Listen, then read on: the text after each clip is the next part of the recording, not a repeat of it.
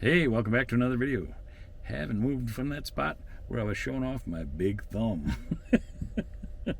Welcome back. And that's my big thumb for the thumbs up. That's the like button down on the left if you're on YouTube. I don't know how it works on Rumble. I'm still learning Rumble, so if you're viewing me on Rumble, I apologize for a lot of things. I'm totally new to Rumble and got to learn how it works and stuff. I've learned how to upload videos, of course.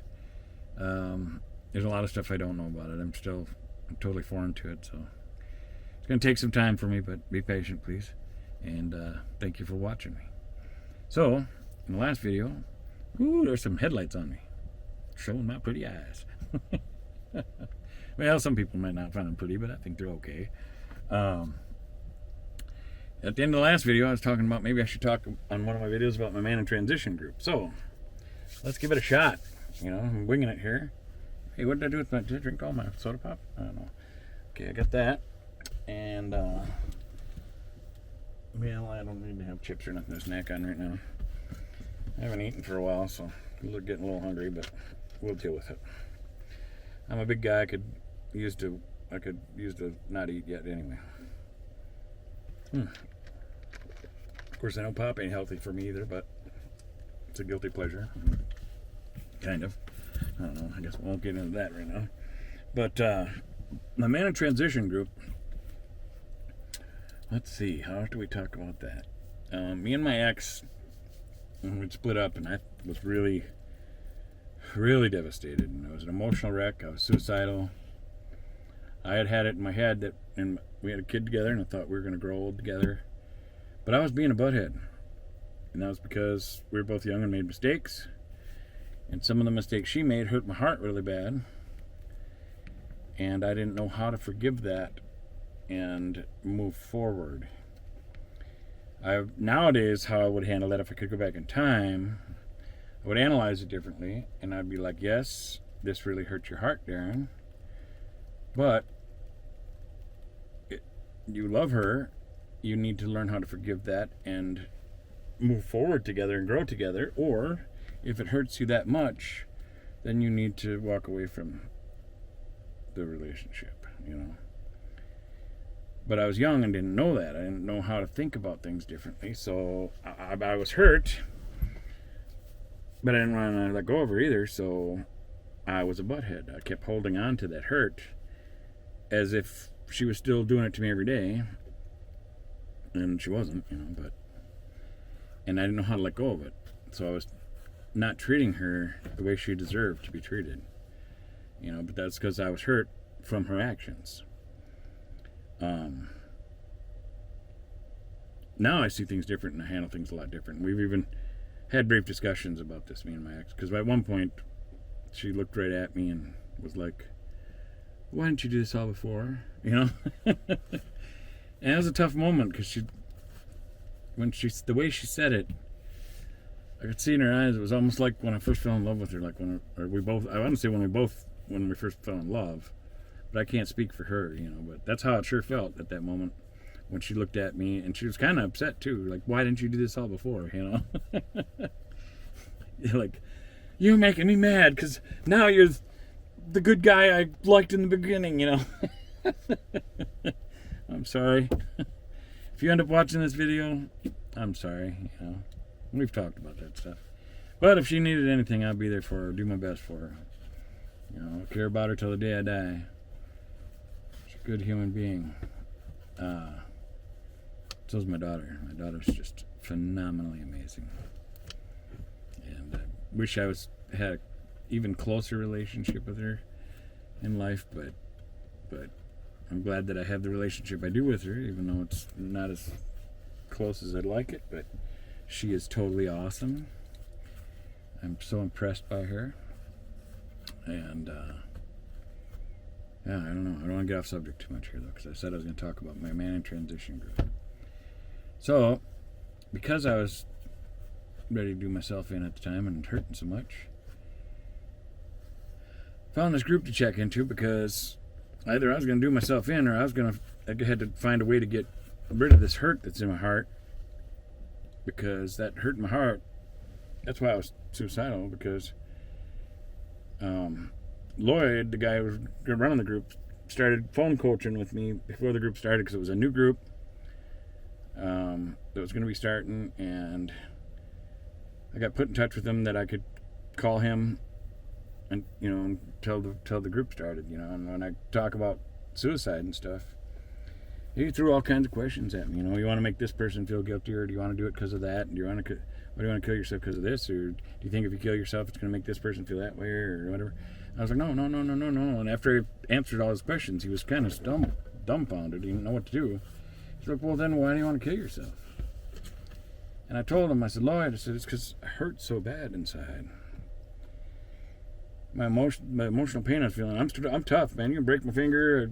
I've broken bones and had accidents and stuff, and I can deal with that kind of pain. But this emotional pain was messing me up, man. I hurt so bad inside. I just wanted the pain to not be there.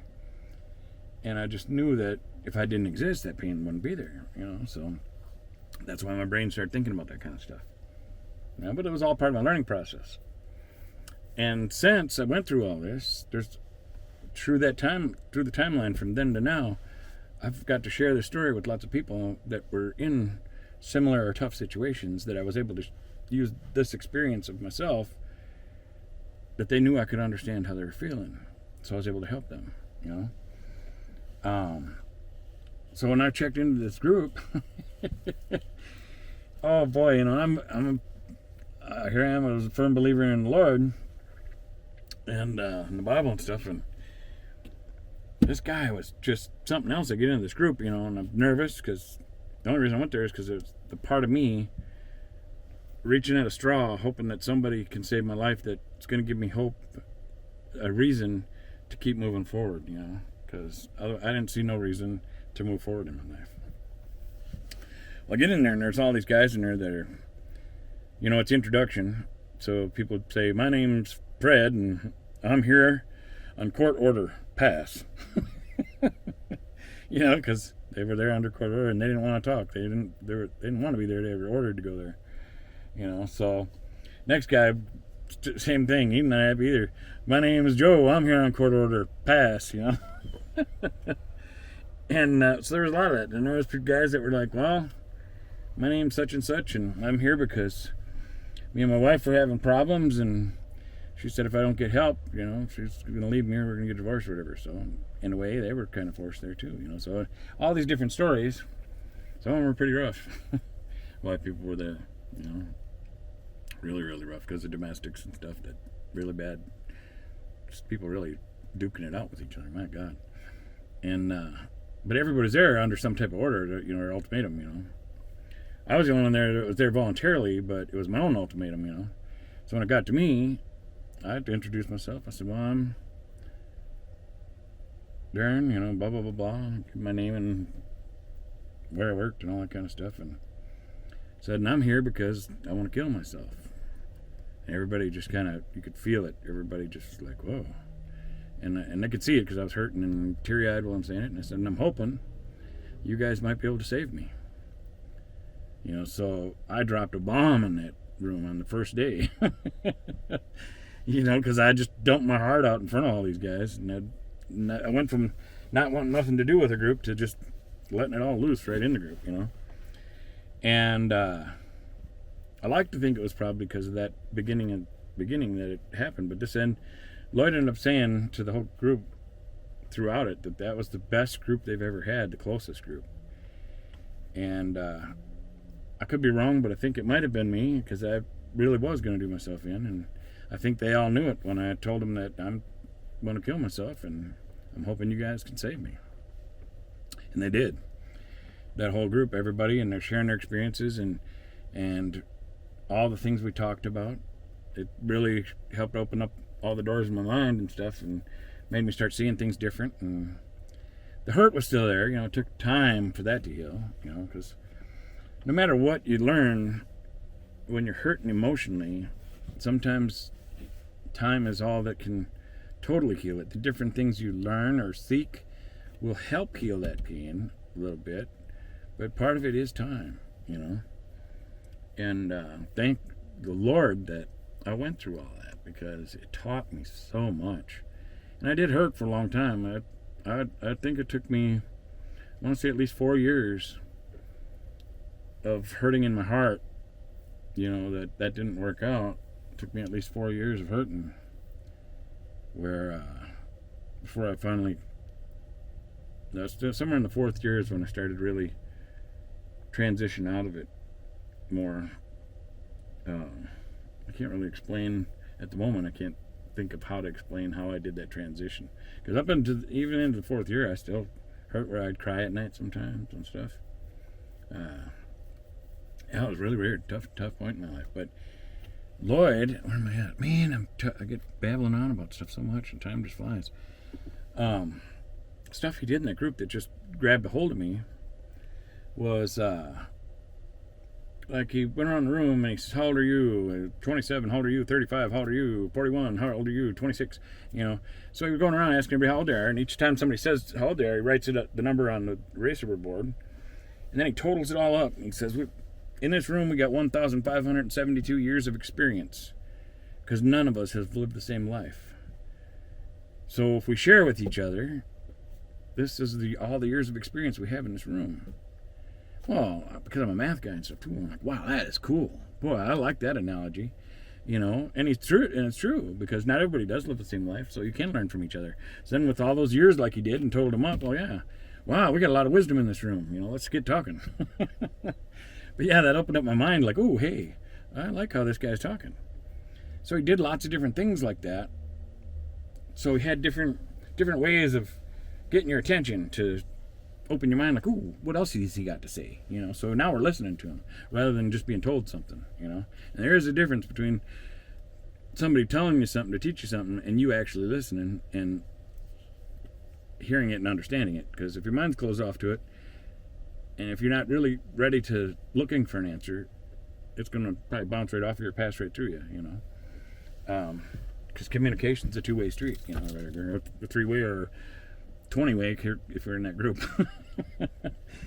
So yeah, he did just a lot of amazing stuff in there that just really blew my mind.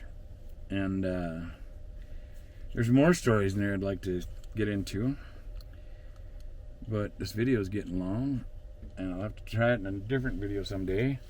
One of them, we did talk about a stockpiling, was another lesson I learned. That's because when you're with somebody you care about or whatever, other people, you might not, something they do might annoy you and you don't say nothing about it because you figure it's kind of little, and I don't want to shake the boat or argue or pick on them or make them feel subconscious about something I don't like about them or something, so you hold on to it.